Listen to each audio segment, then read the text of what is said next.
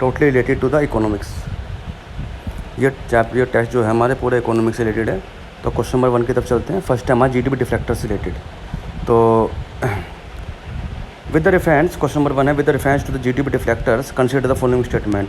अब GDP deflectors होता क्या है? जीडीपी डिफ्लेक्टर क्या होता है? जब नॉमिनल जीडीपी को रियल जीडीपी से डिवाइड कर देते हैं और इंटू 100 कर देते हैं, उससे हमारा जीडीपी डिफ्लेक्टर्स आता है। उससे ये मालूम पड़ता है कि इस बार का मेजरमेंट कितना है, ठीक है, इन्फ्लेशन कितनी है।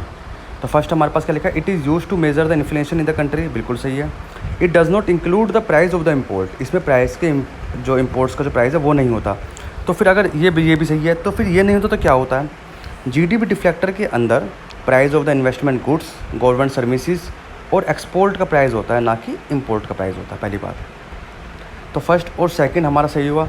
अच्छा, ये कह रहा है कि जीडीपी डिफ्लेक्टर्स का जो बेस प्राइस है वो 2011 और 12 है। गलत है, ये बहुत क्वेश्चन पेपर में आ चुका है। जीडीपी डिफ्लेक्टर जो हम देखते हैं हमेशा, जो लास्ट अवेलेबल है वो है 2004 से लेकर 2005 के बीच में। तो बेस प्राइस का 2004-2005 हुआ, ठीक है। चलिए, अच्छा ये क्वेश्चन देखो, ये क्वेश्चन बहुत सारे पेपर में आया। क्वेश्चन नंबर 2 कि which of the following curves duplicated the relationship between distribution of the income and equalities. कि डिस्ट्रीब्यूशन जो और इनकम और इक्विलिटीज़ का जो ग्राफ है उसको हम कहते हैं लोरेंज कर्व। तो उसका आंसर है सी, याद कर लो, ये बहुत इंपॉर्टेंट है। इसे क्या कहते हैं? Lorentz curve. आइए क्वेश्चन नंबर 3 पे चलते हैं। ये क्वेश्चन नंबर आप 3 क्वेश्चन नंबर 3 पे चलते हैं। यहाँ पर जो क्वेश्चन नंबर 3 है वो ये है, which of the factors and items are producing in the capitalist economy. इनमें से किस इकोनॉमी का पार्ट है? इनमें से फैक्टर जो है किस इकोनॉमी में कैपिटलिस्ट इकोनॉमी का पार्ट है। देखो, लैंड इकोनॉमी का कैपिटलिस्ट इकोनॉमी का पार्ट है, लेबर भी है, कैपिटल भी है और इंटरप्राइज भी है। अगर आप देखो तो 1 2 3 4 चारों आंसर होंगे, ठीक है। तो इसका आंसर कितना हो गया? डी हो गया। क्वेश्चन नंबर 4 पर चलते हैं। क्वेश्चन नंबर 4 जो आपका ये है वो ये से रिलेटेड है कि which of the following is a part of the revenue expenditure. इनमें से कौन सा पार्ट आपके रिवेन्यू एक्सपेंडिचर से रिलेटेड है? तो रिवेन्यू एक्सपेंडिचर से देखो, सैलरीज है, होता है, डिफेंड एक्सपेंडिचर ये भी होता है, मेजर सब्सिडीज़ ये भी होती है, और expense toward the new infrastructure project ये नहीं होते। देखो, जब आप ना रिवेन्यू एक्सपेंडिचर की बात करते हो तो उसका पर्पस क्या होता है? उसका पर्पस होता है एक्सपेंडिचर, पर लेकिन वो नहीं जिससे आप फिजिकल और फाइनेंशियल एसेट को बनाते हो। इसका मतलब जैसे आप इंफ्रास्ट्रक्चर बना रहे हो तो ये इसका पार्ट में नहीं आएगा, ये कैपिटल एक्सपेंडिचर में आएगा। तो it is related to expense include for the normal functioning of the government department and the various services. तो गवर्नमेंट डिपार्टमेंट के या वेरियस सर्विसेज के जो भी एक्सपेंडिचर है उससे रिलेटेड होता है ये।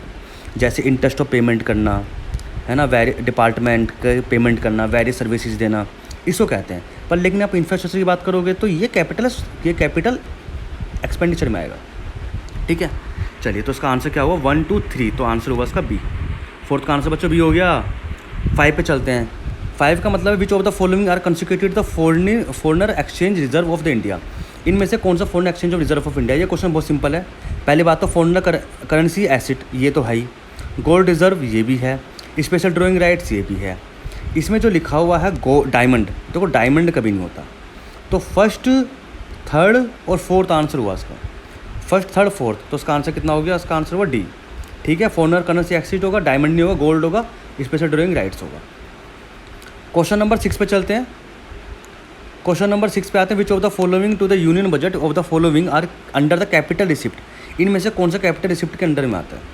कैपिटल रिसिप्ट के अंदर डिसइन्वेस्टमेंट आता है, interest and dividend on the government investment ये नहीं आता, fund from the public profitable fund ये भी आता है, रिवेन्यू फ्रॉम द टैक्स ये नहीं आता, ठीक है। चलिए, तो इसका आंसर हुआ 1 और 3, तो ऑप्शन हुआ इसका ए। देखो, कैपिटल रिसिप्ट का एग्जांपल देखोगे तो कैपिटल रिसिप्ट में क्या होता है? जिसके अंदर क्रिएट लाइबिलिटीज़ क्रिएट होती हैं, जैसे हमने कहीं से उधार लेना, बोरे करना, कहीं से रिड्यूस एसिड करना, कहीं से आपको एसेट से कम करना है तो आप डिसइन्वेस्टमेंट करोगे, इसे कहते हैं कैपिटल रिसिप्ट। तो कैपिटल रिसिप्ट क्या है? जिसमें से आप लाइबिलिटी क्रिएट करते हो। तो लाइबिलिटी क्रिएट करने के लिए जिसको हम कहीं से उधार लेते हैं या फिर अपने हम डिसइन्वेस्टमेंट करते हैं। डिसइन्वेस्टमेंट क्यों करते हैं? ताकि हम अपने जो हमारे एसेट है उसको रिड्यूस कर सकें। तो इसके हिसाब से फर्स्ट एंड थर्ड इसका आंसर होगा, ना कि सेकंड एंड फोर्थ। तो उसका आंसर हुआ 1 और 3। तो 2 एग्जांपल आप कैपिटल रिसिप्ट क्या देखोगे क्रिएट लायबिलिटी करने के, वो है बोरिंग करना या फिर rising of the fund from the PPF या स्मॉल सेविंग डिपॉजिट। भाई आपको कहीं से पैसे लेने हैं, उधार लेना है, तो कहाँ से लोगे आप? पीपीएफ से ले लोगे, स्मॉल सेविंग डिपॉजिट से वहाँ से ले लोगे, तो यहाँ से आपका फंड बढ़ जाएगा। इसे कहेंगे लायबिलिटी क्रिएट करना, ठीक है। और अगर आपको दूसरा एग्जांपल आप देखो कैपिटल रिसिप्ट का, जिसमें जो आपके एसेट है उसे आप रिड्यूस करते हैं, जैसे डिसइन्वेस्टमेंट कर देना या फिर रिकवरी ऑफ द लोन करना, ठीक है। तो उसका इसलिए आंसर इसका 1 एंड 3 है। चलिए क्वेश्चन नंबर 7 पे चलते हैं। बहुत इंपॉर्टेंट क्वेश्चन है, बहुत बार पढ़ते हो हम। स्टैग इन्फ्लेशन क्या होता है? स्टैग इन्फ्लेशन क्या होता है? जब ना अनएम्प्लॉयमेंट भी बहुत ज़्यादा हो और इन्फ्लेशन भी बहुत ज़्यादा हो रहा हो। भाई इन्फ्लेशन प्लस अनएम्प्लॉयमेंट को हम क्या बोलते हैं? Stag inflation. जब बेरोजगारी बहुत ज़्यादा बढ़ रही हो और महंगाई बहुत ज़्यादा बढ़ रही हो, उसे हम क्या कहते हैं? Stag inflation.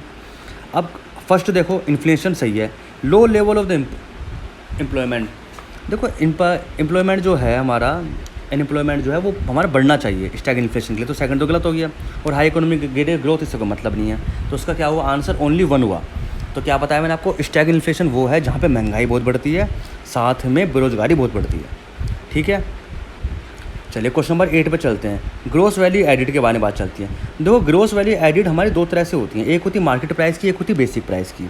तो जैसे हम ऐसी बात करें कि GDP at the market price, हम जीडीपी निकाल लें मार्केट प्राइस पे, तो वो क्या होगा?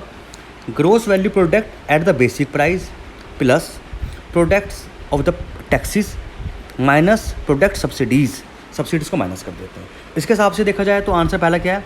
GVA is the basic price will include the produce subsidies. गलत है। GVB जब आप GVA एज बेसिक प्राइस में निकालोगे उसमें सब्सिडीज़ नहीं होती। GVA as factor cost is include the no tax, ये सही है। तो आंसर क्या होगा उसका? 2। तो आप क्या करोगे? फॉर्मूला देखो आप, फॉर्मूला क्या है? देखो फॉर्मूला ये है कि GVA at the basic price equal to GVA at the cost price, cost factor plus taxes, ठीक है, producing taxes less producing subsidies. तो उसका आंसर हुआ ओनली 2। चलिए क्वेश्चन नंबर 9 पे चलते हैं। As increasing in the tax to the GDP ratio of the country that indicate the which of the following. इसमें क्या इंडिकेट करता है? अगर GDP की हमारी इंक्रीज करती, भाई हमें ग्रोइंग इकोनॉमी को करता है, सही बात है। इफिशिएंट टैक्स एडमिनिस्ट्रेट करता है, ये भी सही है। ये तो 9th क्वेश्चन तो बहुत ही नॉर्मल और बेसिक अंडरस्टैंडिंग पे है, तो उसका आंसर सी होगा। क्वेश्चन नंबर 10 पे चलते हैं। Which of the following is a part of the personal disposable income. तो पर्सनल डिस्पोजेबल इनकम हमारे पास क्या होती है, वो किसे कहते हैं हम? पहली बात तो it is refer to the individual total earning from the wage investment enterprises and other ventures. जो सारा पैसा आपके पास आता है, सारी जो इनकम आती है वेजेस से या इन्वेस्टमेंट से या इंटरप्राइजेज से, उसे कहते हैं। It is the sum of the all income received by the all individuals and household during the given period. एक पीरियड के अंदर जितनी भी सारी इनकम आती है उसे हम कहते हैं, ठीक है। पर पर्सनल इनकम क्या होती है? पर्सनल इनकम में क्या होता है कि जितनी भी नेट इनकम होती है उसमें से अनडिस्ट्रीब्यूटेड जो प्रॉफिट होता है वो निकाल देते हैं, सारा हम इंटरेस्ट निकाल देते हैं, सारा कॉर्पोरेटिव टैक्स निकाल देते हैं, और जितनी हम पेमेंट करते हैं उसको हम ऐड कर देते हैं, ठीक है, उसे हम कहते हैं। उसके हिसाब से आप देखो जाए तो हमारे पास पर्सनल डिस्पोजल इनकम के अंदर non tax payment such as a fines ये नहीं होता, कॉर्पोरेट टैक्सेस ये भी नहीं होता, पर्सनल टैक्सेस ये भी नहीं होता, net interest payment made by the house hold ये भी नहीं होता, ठीक है। तो उसका आंसर क्या हुआ? इसका आंसर हुआ नन। इसका आंसर कितना हो गया? नन हो गया। तो फॉर्मूला क्या बताया मैंने आपको? पर्सनल इनकम क्या होती है? Net income minus undistributed profit minus net interest payment made by house hold minus corporate tax. तो कॉर्पोरेट टैक्स माइनस कर दिए, ठीक है, सब कुछ कर दिया, प्लस जितनी पेमेंट हमने भेजी है हाउस होल्ड को फ्रॉम गवर्नमेंट एंड फर्म से, उसे कहते हैं। तो उसका आंसर कितना हो गया? डी आंसर हो गया। Thank you for the watching.